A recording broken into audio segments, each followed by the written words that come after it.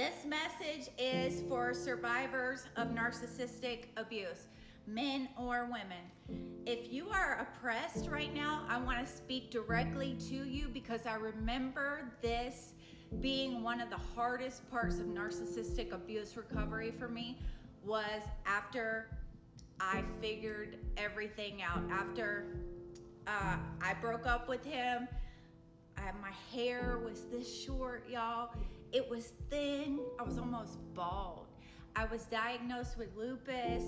I had this little small apartment in Maysville, North Carolina, and I realized that this guy had been using me for 5 years. 5 years. I was sick.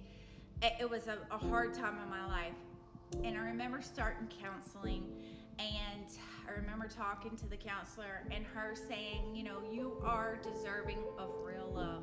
You are deserving of a honorable relationship, right? But at the time I was devastated.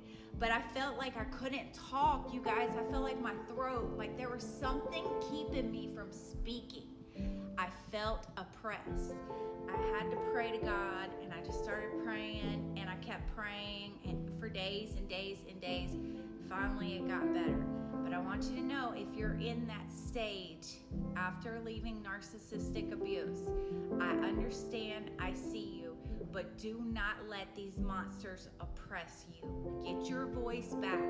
One of the things that I did to get me to this stage now is I started affirmations, and I started saying, I speak my truth open and honestly, but it was like a whisper when I first said it.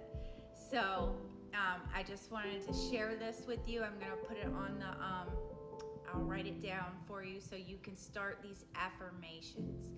It is very important for you to reprogram your mind. You need to reprogram your subconscious.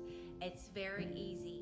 You need to rest. You've been in fight or flight for 5 years of your life. You have no energy. You are drained. I completely understand. And these dumbass people that you work for don't understand. Nobody wants to be there for you because nobody understands what living in narcissistic abuse for 5 years does to the brain and the body. But I do. I understand. Rest as much as you can. Drink lots of water. And reprogramming your subconscious, I want you to put on your phone positive stuff, whatever you feel like listening to. Type in Tibetan singing bowls. I love those. It would calm me down, would calm my nervous system down. I started listening to a lot of R.C. Blake's. He's got a lot of good stuff on women should be treated like a queen, and he's got a lot of good stuff. But just go on YouTube and just pick something, and while you're resting, play it. Your brain is still listening as you're resting. So as you're sleeping, just play positive stuff, and before you know it, everything is going to start working, and you'll start to feel better, and you'll slowly come out of it. And I hope this helps. If you got to the end of this message, thank you for watching.